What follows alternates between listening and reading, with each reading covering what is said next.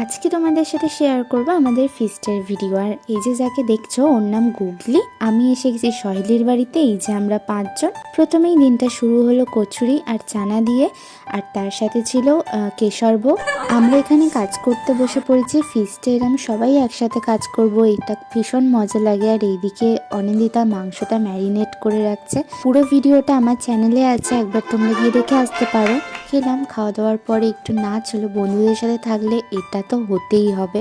আর তারপরে নাচ করতে করতে একটু গুগলির কাছে যখন গেলাম, ও না আমাদের দেখে ভয়ই পালাচ্ছে।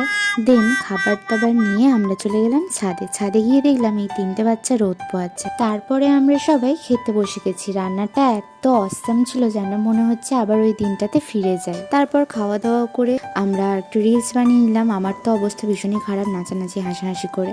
তারপর সবাইকে টাটা করলাম, গুগলিকে টাটা বলে বাড়ি চলে এলাম। ভিডিওটা ভালো লাগলে চ্যানেলটা অবশ্যই সাবস্ক্রাইব করে দিই।